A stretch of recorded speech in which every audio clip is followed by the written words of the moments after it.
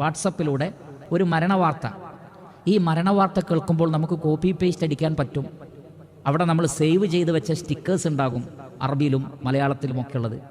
പലരും ഇത് അയക്കുകയാണ്. ഒരു മുസീബത്ത് കേട്ടാൽ നാം പറയുന്നത് വേറൊരാളെ അറിയിക്കണം എന്നത് പ്രത്യേകിച്ച് സുന്നത്തില്ല. ശരിക്കും ശ്രദ്ധിക്കുക.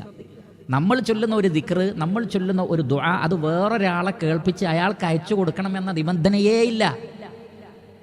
മറിച്ച് അങ്ങനെ ഒരു വാർത്ത കേൾക്കുമ്പോൾ ഒരു ഇബാദത്ത് എന്നുള്ള നിലക്ക് നമ്മൾ ചൊല്ലേണ്ടതാണത്, നമ്മൾ പറയേണ്ടതാണത്. അയാൾക്ക് അയച്ചു കൊടുക്കാനുള്ളതല്ല. അത് വേറൊരു വ്യക്തിക്ക് അയച്ചു കൊടുക്കാനല്ല ഈ ദിക്ർ ദുആ, നമ്മൾ ചൊല്ലേണ്ടതാണിത്. ഉദാഹരണത്തിന് നമുക്കൊരു കടം ഉണ്ട്, നമുക്കൊരു കടബാധ്യത ഉണ്ട്. അപ്പം ഇതിൻ്റെ ഒരു സ്റ്റിക്കർ വേറൊരാൾക്ക് അയച്ചു കൊടുത്തിട്ട് കാര്യമുണ്ടോ? ഇല്ല. നമ്മൾ ദുആ ചെയ്യണം, അല്ലാഹുമ്മ ക്ഫിനി ബി ഹലാലിക അൻ ഹറാമിക് വ അഗ്നിനി ബി ഫദ്ലിക അമ്മൻ സിവാക് എന്ന് പടച്ച റബ്ബിനോട് നമ്മൾ പ്രാർത്ഥിക്കല്ലേ വേണ്ടത്. നമുക്കൊരു ബുദ്ധിമുട്ടുണ്ട്, അതൊരു ടൈപ്പ് ചെയ്ത് വേറൊരാൾക്ക് അയച്ചു കൊടുത്തിട്ട് കാര്യമുണ്ടോ?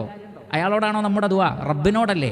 അപ്പോൾ ഇതിൻ്റെ അസ്ല് ആദ്യം പഠിക്കണം, പിന്നെ അയക്കാൻ പറ്റുമല്ലേ അത് ഞാൻ പറയാം ഇൻഷാ അല്ലാഹ്, ക്ഷമിക്കുക. അപ്പോൾ ആദ്യം ചെയ്യേണ്ടത് ഈ ഇബാദത്ത് നമ്മൾ ചെയ്യണം. നാവ് കൊണ്ട് പറഞ്ഞാലേ അത് ദിക്റായും ദുആയും പരിഗണിക്കപ്പെടുള്ളൂ.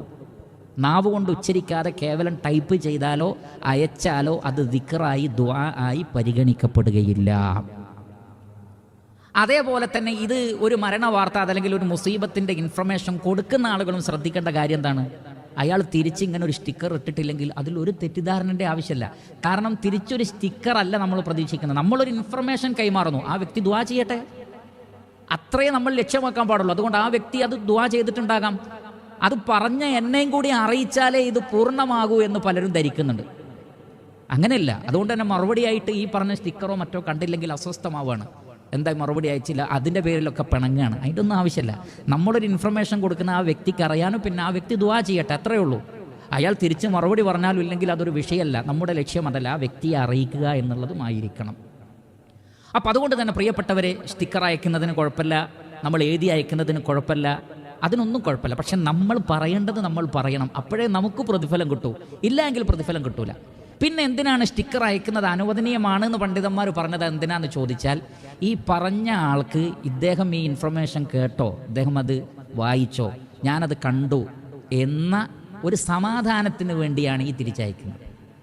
നമ്മളതിൽ ദുആ ചെയ്തിട്ടുണ്ട്, അപ്പോൾ നമ്മുടെ ഒരു ഉമ്മ മരണപ്പെട്ടു അല്ലെങ്കിൽ നമ്മുടെ ഉപ്പ മരണപ്പെട്ടു, നമ്മുടെ സുഹൃത്തിനോട് പറഞ്ഞു ആ സുഹൃത്ത് ആ വിഷയത്തിൽ ദുആ ചെയ്തിട്ടുണ്ട് എന്ന് നമുക്കൊരു സമാധാനം കിട്ടാൻ വേണ്ടി അത്തരം സ്റ്റിക്കറുകൾ അയക്കാം. അതേപോലെ തന്നെ ഇങ്ങനെ ഒരു ദിക്ർ ഇതിൻ്റെ കൂടെ ഉണ്ട് കേട്ടോ, അതെല്ലാവരും ചെല്ലാൻ മറക്കണ്ട എന്ന് ഓർമ്മപ്പെടുത്താനാണെങ്കിൽ ഈ നിയ്യത്തിൻ്റെ അടിസ്ഥാനത്തിൽ ഇൻഷാ അല്ലാഹ് അതിന് കുഴപ്പമില്ല.